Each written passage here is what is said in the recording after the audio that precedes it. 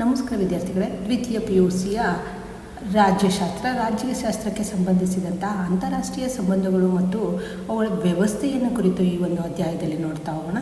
ನೋಡಿ, ಮೊದಲನೆಯದಾಗಿ 1 ಅಂಕದ ಪ್ರಶ್ನೆ ಉತ್ತರಗಳು. ಅಂತಾರಾಷ್ಟ್ರೀಯ ಸಂಬಂಧ ಎಂಬ ಪದವನ್ನು ಮೊದಲು ಬಳಸಿದವರು ಯಾರು ಅಂದರೆ ಜರ್ಮಿ ಬೆಂಥಾಮ್. ವಿಶ್ವಸಂಸ್ಥೆಗೆ ಯಾವಾಗ ಅಸ್ತಿತ್ವಕ್ಕೆ ಬಂತು ಅಂದರೆ ಅದು 1945ರಲ್ಲಿ. ಪ್ರಸ್ತುತ ವಿಶ್ವಸಂಸ್ಥೆಯ ಸದಸ್ಯ ರಾಷ್ಟ್ರಗಳ ಸಂಖ್ಯೆ ಎಷ್ಟು ಅಂದರೆ 193 ಸದಸ್ಯ ರಾಷ್ಟ್ರಗಳು. ವಿಶ್ವಸಂಸ್ಥೆಯ ಅತ್ಯಂತ ಶಕ್ತಿಶಾಲಿ ಅಂಗ ಯಾವುದು ಅಂದರೆ ಅದು ಭದ್ರತಾ ಮಂಡಳಿ. ವಿಶ್ವಸಂಸ್ಥೆಯ ಪ್ರಧಾನ ಕಚೇರಿ ಎಲ್ಲಿದೆ ಅಂದರೆ ನ್ಯೂಯಾರ್ಕ್ನಲ್ಲಿದೆ. ವಿಶ್ವಸಂಸ್ಥೆಯ ಇಂದಿನ ಪ್ರಧಾನ ಕಾರ್ಯದರ್ಶಿಯನ್ನು ಹೆಸರಿಸಿ ಅಂತ ಕೇಳಿದರೆ ಆಂಟೋನಿಯೋ ಗುಟೆರಸ್. ಆಸಿಯಾನ್ ಸಂಘಟನೆ ಯಾವಾಗ ಅಸ್ತಿತ್ವಕ್ಕೆ ಬಂದಿತು ಅಂದರೆ 1967ರಲ್ಲಿ. ಸಾರ್ಕ್ನ ಸದಸ್ಯ ರಾಷ್ಟ್ರಗಳು ಎಷ್ಟು ಅಂದರೆ 8 ಸದಸ್ಯ ರಾಷ್ಟ್ರಗಳು. ಸಾರ್ಕನ್ನು ವಿಸ್ತರಿಸಿ ಅಂತ ಕೇಳಿದರೆ south Asian association for regional cooperation ಅಂದರೆ ದಕ್ಷಿಣ ಏಷ್ಯಾ ಪ್ರಾದೇಶಿಕ ಸಹಕಾರ ಸಂಘಟನೆ. BRICS ಅನ್ನು ವಿಸ್ತರಿಸಿ ಅಂತ ಕೇಳಿದರೆ Brazil, Russia, India, China, south Africa ಅಂದರೆ ಅಂತ ಹೇಳಿಬಿಟ್ಟು ಇನ್ನು 2 ಅಂಕದ ಪ್ರಶ್ನೋತ್ತರಗಳನ್ನು ನೋಡೋಣ. ಅಂತಾರಾಷ್ಟ್ರೀಯ ಸಂಬಂಧಗಳು ಎಂದರೇನು ಅಂತ ಇದೆ. ರಾಷ್ಟ್ರಗಳು ತಮ್ಮ ಆರ್ಥಿಕ ಅಭಿವೃದ್ಧಿಗಾಗಿ ಇತರ ರಾಷ್ಟ್ರಗಳನ್ನು ಸಂಬಂಧ ಬೆಳೆಸಲು ಪ್ರಯತ್ನಿಸ್ತವೆ. ಇದನ್ನೇ ಅಂತಾರಾಷ್ಟ್ರೀಯ ಸಂಬಂಧ ಅಂತ ಹೇಳಿಬಿಟ್ಟು ಕರೀತಾರೆ. ಅಂತಾರಾಷ್ಟ್ರೀಯ ಸಂಬಂಧಗಳ ಒಂದು ವ್ಯಾಖ್ಯೆ ನೀಡಿ ಅಂತ ಕೇಳಿದರೆ ಹೆನ್ಸ್ ಮಾರ್ಕೆನ್ಥೋರವರ ಪ್ರಕಾರ ಅಂತಾರಾಷ್ಟ್ರೀಯ ಸಂಬಂಧ ಅಂದರೆ ರಾಷ್ಟ್ರಗಳ ನಡುವಿನ ಶಕ್ತಿ ಪ್ರದರ್ಶನ ನಡೆಯುವಂತಹ ಒಂದು ವ್ಯವಸ್ಥಿತವಾದ ವಿಧಾನವಾಗಿದೆ. ವಿಶ್ವಸಂಸ್ಥೆಯ 2 ಅಂಗಗಳನ್ನು ಹೆಸರಿಸಿ ಅಂತ ಕೇಳಿದರೆ ಇಲ್ಲಿ 6 ಕೊಡಲಾಗಿದೆ. ನೀವು ಯಾವುದಾದ್ರೂ 2 ಬರೀಬೇಕು. ಸಾಮಾನ್ಯ ಸಭೆ, ಭದ್ರತಾ ಮಂಡಳಿ, ಸಾಮಾಜಿಕ ಮತ್ತು ಆರ್ಥಿಕ ಮಂಡಳಿ, ಧರ್ಮದರ್ಶಿ ಮಂಡಳಿ, ಕಾರ್ಯಾಲಯ ಮತ್ತು ಅಂತಾರಾಷ್ಟ್ರೀಯ ನ್ಯಾಯಾಲಯ. ವಿಶ್ವಸಂಸ್ಥೆಯ 2 ಉದ್ದೇಶಗಳನ್ನು ಬರೆಯಿರಿ ಅಂತ ಕೇಳಿದರೆ ರಾಷ್ಟ್ರಗಳ ನಡುವೆ ಮೈತ್ರಿಯುತ ಸಂಬಂಧವನ್ನು ಮೂಡಿಸುವಂತಹದ್ದು, ಅಂತಾರಾಷ್ಟ್ರೀಯ ಶಾಂತಿ ಮತ್ತು ಭದ್ರತೆಯನ್ನು ಮೂಡಿಸುವಂತಹದ್ದು. ಭದ್ರತಾ ಮಂಡಳಿಯ ಯಾವುದಾದ್ರೂ 2 ಕಾಯಂ ಸದಸ್ಯ ರಾಷ್ಟ್ರಗಳನ್ನು ಹೆಸರಿಸಿ ಅಂತ ಕೇಳಿದರೆ ನೋಡಿ, ಈ ಒಂದು ಪ್ರಶ್ನೆ 2015, 2017 ಮತ್ತು 2019ರಲ್ಲಿ ರಿಪೀಟ್ ಆಗಿರುವಂತಹದ್ದನ್ನು ನೋಡಬಹುದಾಗಿದೆ. ಇಲ್ಲಿ ಕೇವಲ 2 ಕೇಳಿದರೆ ಇಲ್ಲಿ 5 ಇದೆ. ಬ್ರಿಟನ್ನು, ಅಮೇರಿಕಾ, ರಷ್ಯಾ, ಫ್ರಾನ್ಸು ಮತ್ತು ಚೀನಾ. ಹಾಗೆ ಮುಂದಿನ ಒಂದು ಶಕ್ತಿ ಬಣಗಳು ಎಂದರೇನು ಅಂತ ಉದಾಹರಣೆ ಕೊಡಿ ಅಂತ ಕೇಳಿದರೆ ಮಿಲಿಟರಿ ಉದ್ದೇಶದ ಮೂಲಕ ಸಂಘಟಿತವಾದಂತಹ ರಾಷ್ಟ್ರಗಳ ಗುಂಪನ್ನು ಶಕ್ತಿ ಬಣಗಳು ಅಂತ ಹೇಳ್ಬಿಟ್ಟು ಕರೆಯಲಾಗುತ್ತೆ. ಉದಾಹರಣೆ ನ್ಯಾಟೋ, ಬಾರ್ಸಾ ಅಂತ ಹೇಳ್ಬಿಟ್ಟು ಈ ಒಂದು ಪ್ರಶ್ನೆಯನ್ನು 2018ರಲ್ಲಿ ಕೇಳಿರುವಂಥದ್ದನ್ನು ನೋಡಬಹುದು. ಬಹುಪಕ್ಷೀಯ ರಾಷ್ಟ್ರಾಧಿಪತ್ಯ ಎಂದರೇನು ಅಂತ ಇದೆ. ಹಲವು ಪ್ರಬಲ ರಾಷ್ಟ್ರಗಳ ನಡುವೆ ಅಧಿಕಾರ ಹಂಚಿಕೆಯಾಗಿದ್ದರೆ ಅದನ್ನು ಬಹುಪಕ್ಷೀಯ ರಾಷ್ಟ್ರಾಧಿಪತ್ಯ ಅಂತ ಹೇಳ್ಬಿಟ್ಟು ಕರೆಯಲಾಗುತ್ತೆ. ಸಾರ್ಕ್ ಯಾವಾಗ ಸ್ಥಾಪನೆ ಆಯಿತು, ಅದರ ಸಚಿವಾಲಯ ಎಲ್ಲಿದೆ ಅಂತಂದರೆ ಅದು 2015ರಲ್ಲಿ ಅದರ ಒಂದು ಪ್ರಶ್ನೆಯನ್ನು ರಿಪೀಟ್ ಆಗಿರುವಂಥದ್ದನ್ನು ನೋಡ್ಬೋದು. ಸಾರ್ಕ್ ಅನ್ನುವಂಥದ್ದು ಸ್ಥಾಪನೆಯಾಗಿಂಥದ್ದು 1985ರಲ್ಲಿ, ಅದು ಕಠ್ಮಂಡುವಿನಲ್ಲಿ. ನೋಡಿ, ಈ ಒಂದು ಪ್ರಶ್ನೆ 15, 16, 17, 19 ಮತ್ತು ಜೂನ್ 18ರಲ್ಲಿಯೂ ಕೂಡ ಕಂಟಿನ್ಯೂಸ್ ಆಗಿ 5 ವರ್ಷಗಳು ಕೂಡ ಕಂಟಿನ್ಯೂಸ್ ಆಗಿ ಕೇಳಿರುವಂತಹ ಪ್ರಶ್ನೆ ಇದು. ಸಾರ್ಕ್ನ 2 ಸದಸ್ಯ ರಾಷ್ಟ್ರಗಳನ್ನು ಹೆಸರಿಸಿ ಅಂತ ಕೇಳಿದರೆ ಭಾರತ, ಬಾಂಗ್ಲಾದೇಶ, ಭೂತಾನ್, ನೇಪಾಳ, ಪಾಕಿಸ್ತಾನ, ಆಫ್ಘಾನಿಸ್ತಾನ ಮತ್ತು ಮಾಲ್ಡೀವ್ಸ್ ಅನ್ನುವಂಥದ್ದು. ಯಾವುದಾದ್ರೂ 2 ಬರೆದರೆ ಸಾಕಾಗುತ್ತೆ. ಬ್ರಿಕ್ಸ್ನ 2 ಸದಸ್ಯ ರಾಷ್ಟ್ರಗಳನ್ನು ಹೆಸರಿಸಿ ಅಂತ ಕೇಳಿದರೆ ಬ್ರೆಜಿಲ್, ರಷ್ಯಾ, ಭಾರತ, ಚೀನಾ ಮತ್ತು ದಕ್ಷಿಣ ಆಫ್ರಿಕಾ. ಇದು ಈ ಒಂದು ಪ್ರಶ್ನೆ 2016 ಮತ್ತು 2018ರಲ್ಲಿ ರಿಪೀಟ್ ಆಗಿರುವಂಥದ್ದನ್ನು ನೋಡ್ಬೋದು. 5 ಅಂಕದ ಪ್ರಶ್ನೆಗಳನ್ನು ನೋಡ್ತಾ ಹೋಗೋಣ. ಕೆಳಗಿನ ಪ್ರತಿಯೊಂದು ಪ್ರಶ್ನೆಗಳಿಗೂ 15ರಿಂದ 20 ವಾಕ್ಯಗಳಲ್ಲಿ ಅಂದರೆ 5 ಅಂಕದ ಪ್ರಶ್ನೆ ಉತ್ತರಗಳು.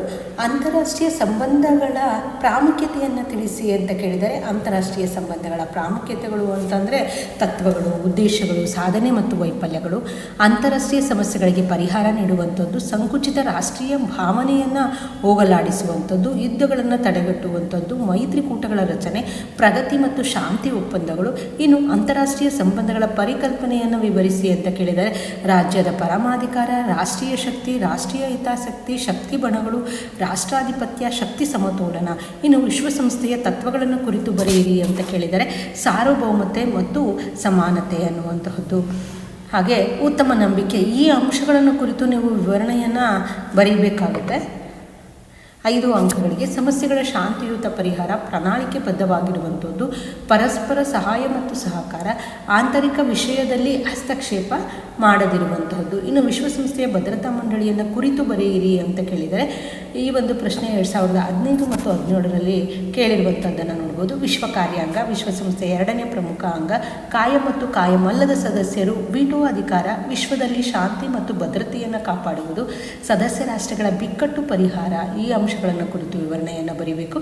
ಹಾಗೆ ಸಾರ್ಕ್ ಸ್ಥಾಪನೆಯಲ್ಲಿ ಭಾರತದ ಪಾತ್ರ ಕುರಿತು ಬರೆಯಿರಿ ಅಂತ ಕೇಳಿದರೆ ದಕ್ಷಿಣ ಏಷ್ಯಾದ ರಾಷ್ಟ್ರಗಳನ್ನು ಮುಂದುವರಿದ ರಾಷ್ಟ್ರಗಳಿಗೆ ಸರಿಸಮಾನವಾಗಿ ನಿಲ್ಲಿಸುವಂತಹದ್ದು, ದಕ್ಷಿಣ ಏಷ್ಯಾದ ಸಮಸ್ಯೆಗಳನ್ನು ತಮ್ಮಲ್ಲಿಯೇ ಪರಿಹರಿಸಿಕೊಳ್ಳುವಂಥದ್ದು, ದಕ್ಷಿಣ ಏಷ್ಯಾದ ರಾಷ್ಟ್ರಗಳಲ್ಲಿ ಒಗ್ಗಟ್ಟು ಸಮನ್ವಯತೆಯನ್ನು ಮೂಡಿಸುವಂಥದ್ದು, ದಕ್ಷಿಣ ಏಷ್ಯಾದ ರಾಷ್ಟ್ರಗಳಲ್ಲಿ ಸಿದ್ಧ ವಸ್ತುಗಳಿಗೆ ವಿಶ್ವ ಮಾರುಕಟ್ಟೆಯಲ್ಲಿ ಸ್ಥಾನವನ್ನು ಕಲ್ಪಿಸುವುದು, ಭಾರತ ಮತ್ತು ಆಸಿಯಾನ್ ಸಂಬಂಧ ಕುರಿತು ಬರೆಯಿರಿ ಅಂತ ಕೇಳಿದರೆ ಕಾರ್ಯನಿರತ ಸಹಕಾರ, ಆರ್ಥಿಕ ಸಹಕಾರ, ಶಾಂತಿ ಮತ್ತು ಭದ್ರತೆಗೆ ಸಹಕಾರ, ಪ್ರವಾಸೋದ್ಯಮ, ಸಮ್ಮೇಳನಗಳು. ಇನ್ನು ಬ್ರಿಕ್ಸ್ ಸಂಘಟನೆಯ ಬಗ್ಗೆ ಒಂದು ಟಿಪ್ಪಣಿಯನ್ನು ಬರೆಯಿರಿ ಅಂತ ಕೇಳಿದರೆ ಬ್ರೆಜಿಲ್, ರಷ್ಯಾ, ಭಾರತ, ಚೀನಾ ಮತ್ತು ದಕ್ಷಿಣ ರಾಷ್ಟ್ರಗಳ ಸಂಘಟನೆ, ಕೈಗಾರಿಕಾ ಅಭಿವೃದ್ಧಿ ಮತ್ತು ತ್ವರಿತ ಆರ್ಥಿಕ ಪ್ರಗತಿಯ ಗುರಿ. ಇದರ ಪ್ರಥಮ ಸಭೆ 17ನೇ ಜುಲೈ 2006ರಂದು ನಡೆಯುತ್ತೆ. ಅಕ್ಟೋಬರ್ 2007ರಲ್ಲಿ ಹಾರ್ಬಿನ್ನಲ್ಲಿ ಸಭೆ ಸೇರಿ ಸಂಘಟನೆಯು ರೂಪರೇಷೆಗಳನ್ನು ಸಿದ್ಧಪಡಿಸಲಾಯಿತು. ಪ್ರಾದೇಶಿಕ ಸಮಸ್ಯೆಗಳ ನಿವಾರಣೆಗಾಗಿ ತೀರ್ಮಾನವನ್ನು ತೆಗೆದುಕೊಳ್ಳಲಾಯಿತು. ಈ ಎಲ್ಲ ಅಂಶಗಳನ್ನು ಕುರಿತು ವಿವರಣೆಯನ್ನು ಬರೀಬೇಕಾಗುತ್ತೆ. ಇನ್ನು 10 ಅಂಕಗಳಿಗೆ ಸಂಬಂಧಿಸಿದಂತಹ ಪ್ರಶ್ನೋತ್ತರಗಳನ್ನು ನೋಡೋಣ. ನೋಡಿ, ಇಲ್ಲಿ ಕೇವಲ ಪಾಯಿಂಟ್ಸ್ಗಳನ್ನು ಮಾತ್ರ ಕೊಡಲಾಗಿದೆ. ಅವುಗಳ ಉತ್ತರಗಳನ್ನು ನೀವೇ ಬರೀಬೇಕಾಗುತ್ತೆ. ಅಂದರೆ ಅದರ ವಿವರಣೆಗಳನ್ನು ನೀವು ಬರೀಬೇಕು. ಅಂತಾರಾಷ್ಟ್ರೀಯ ಸಂಬಂಧದ ಪರಿಕಲ್ಪನೆಯನ್ನು ಕುರಿತು ಬರೆಯಿರಿ ಅಂತ ಕೇಳಿದರೆ ನೋಡಿ, ಈ ಒಂದು ಪ್ರಶ್ನೆಯನ್ನು 2016, 17 ಮತ್ತು 19ರಲ್ಲಿ ಕೇಳಿರುವಂಥದ್ದನ್ನು ನೋಡ್ಬೋದು. ರಾಷ್ಟ್ರೀಯ ಪರಮಾಧಿಕಾರ, ರಾಷ್ಟ್ರೀಯ ಹಿತಾಸಕ್ತಿ, ರಾಷ್ಟ್ರೀಯ ಶಕ್ತಿ, ಶಕ್ತಿ ಬಣಗಳು, ರಾಷ್ಟ್ರಾಧಿಪತ್ಯ ಅಥವಾ ಧ್ರುವೀಕರಣ ಮತ್ತು ಶಕ್ತಿ ಸಮತೋಲನ, ವಿಶ್ವಸಂಸ್ಥೆಯ ರಚನೆ ಮತ್ತು ಕಾರ್ಯಗಳನ್ನು ವಿವರಿಸಿ ಅಂತ ಕೇಳಿದರೆ 1945 ಅಕ್ಟೋಬರ್ 24ರಂದು ಸ್ಥಾಪನೆಯಾಯಿತು. ಹಾಗೆ ಅಂತಾರಾಷ್ಟ್ರೀಯ ಶಾಂತಿ ಮತ್ತು ಭದ್ರತೆ, ರಾಷ್ಟ್ರಗಳ ನಡುವೆ ಸಹಕಾರ, ಸಾರ್ವಭೌಮತ್ವಕ್ಕೆ ಋಣಾತ್ಮಕ ಕೊಡುಗೆ, ಸಹಾಯಕ ಅಂಗಸಂಸ್ಥೆಗಳಾದಂತಹ ILO, WHO, FAO ಮತ್ತು ಯುನಿಸೆಫ್ ಮೂಲಕ ಕಾರ್ಯನಿರ್ವಹಿಸುತ್ತದೆ. ತನ್ನ 6 ಅಂಗಗಳ ಮೂಲಕ ಕಾರ್ಯನಿರ್ವಹಿಸುತ್ತದೆ. ಸದಸ್ಯ ರಾಷ್ಟ್ರಗಳ ಸಮಸ್ಯೆಗಳಿಗೆ ಸಹಕಾರ ನೀಡುತ್ತದೆ. ಎಲ್ಲ ರಾಷ್ಟ್ರಗಳ ಸೂಕ್ತ ಸಮಾನ ಅಭಿವೃದ್ಧಿ ಕಾರ್ಯಗಳಿಗೆ ಸಹಕಾರವನ್ನು ನೀಡುತ್ತದೆ. ವಿಶ್ವಸಂಸ್ಥೆಯ ಸ್ಥಾಪನೆ ಮತ್ತು ಪ್ರಗತಿಯಲ್ಲಿ ಭಾರತದ ಪಾತ್ರವನ್ನು ವಿವರಿಸಿ ಅಂತ ಕೇಳಿದರೆ ಭಾರತ ಮತ್ತು ವಿಶ್ವಸಂಸ್ಥೆ ಮೂಲ ಸದಸ್ಯ ರಾಷ್ಟ್ರ, ಸಾಮಾನ್ಯ ಸಭೆಯಲ್ಲಿ ಭಾರತದ ಪಾತ್ರ, ವಿಶ್ವಸಂಸ್ಥೆಯ ಅಂಗಸಂಸ್ಥೆಗಳಿಗೆ ಕಾರ್ಯಯೋಜನೆಯ ಸಹಕಾರ, ವಿಶ್ವಸಂಸ್ಥೆಯ ಶಾಂತಿ ಪಾಲನೆ ಪಡೆಗೆ ಸಹಾಯ, ಪರಿಸರ ರಕ್ಷಣೆಯಲ್ಲಿ ಪಾತ್ರ, ವಿವರಣೆ. ಈ ಎಲ್ಲ ಅಂಶಗಳನ್ನು ಕುರಿತು 5 ಅಂಶಗಳನ್ನು ಕುರಿತ ವಿವರಣೆಯನ್ನು ಬರೀಬೇಕಾಗುತ್ತೆ. ಇನ್ನು ಭಾರತ ಆಸಿಯಾನ್ ಸಂಘಟನೆಯ ಸಹಕಾರ ಕ್ಷೇತ್ರಗಳನ್ನು ವಿವರಿಸಿ ಅಂತ ಕೇಳಿದರೆ ಅಂದರೆ ಅದರ ಸ್ಥಾಪನೆಯನ್ನು ಕುರಿತು ಬರೀಬೇಕು. ಮೂಲ ಸದಸ್ಯ ರಾಷ್ಟ್ರಗಳೊಂದಿಗೆ ಭಾರತದ ಸಹಕಾರ ಯಾವ ರೀತಿಯಾಗಿದೆ ಅನ್ನುವಂಥದ್ದು ಬರೀಬೇಕು. ಅಭಿವೃದ್ಧಿ ಯೋಜನೆಯಲ್ಲಿ ಭಾರತದೊಂದಿಗಿನ ಸಹಕಾರ ಕ್ಷೇತ್ರಗಳನ್ನು ಕುರಿತು ಬರೀಬೇಕು. ಕಾರ್ಯನಿರತ ಸಹಕಾರ, ಆರ್ಥಿಕ ಸಹಕಾರದ ಅಂಶಗಳನ್ನು ಕುರಿತು, ಹಾಗೆ ಶಾಂತಿ ಮತ್ತು ಭದ್ರತೆಯ ಸಹಕಾರ, ಪ್ರವಾಸೋದ್ಯಮದಲ್ಲಿ ಸಹಕಾರ, ಸಮ್ಮೇಳನ ಮಟ್ಟದಲ್ಲಿ ಸಹಕಾರ, ಈ 8 ಅಂಶಗಳನ್ನು ಕುರಿತು ವಿವರಣೆಯನ್ನು ಬರೀಬೇಕು. ಇನ್ನು ಸಾರ್ಕ್ನ ಸ್ಥಾಪನೆ ಮತ್ತು ಸಹಕಾರ ಕ್ಷೇತ್ರಗಳನ್ನು ಕುರಿತು ಬರೆಯಿರಿ ಅಂತ ಕೇಳಿದರೆ ಅಂದರೆ ಅದರ ಸ್ಥಾಪನೆಯನ್ನು ಕುರಿತು ಬರೀಬೇಕು. ಸಂಸ್ಥಾಪಕರು ಯಾರು ಅವುಗಳನ್ನು ಬರೀಬೇಕು. ಇನ್ನು ಭಾರತ ಮತ್ತು ಸಾರ್ಕ್ ನಡುವಿನ ಸಹಕಾರ ಕ್ಷೇತ್ರಗಳು, ಸಾರ್ಕ್ನ ಪ್ರಾದೇಶಿಕ ಕೇಂದ್ರಗಳು, ಆರ್ಥಿಕ ಸಹಕಾರ, ಜನಸಂಪರ್ಕ, ಶೈಕ್ಷಣಿಕ ಸಹಕಾರ ಮತ್ತು ಭಯೋತ್ಪಾದನೆಯ ನಿರ್ಮೂಲನೆ, ಈ ಎಲ್ಲ ಅಂಶಗಳನ್ನು ಕುರಿತು ವಿವರಣೆಯನ್ನು ಬರೀಬೇಕಾಗುತ್ತೆ.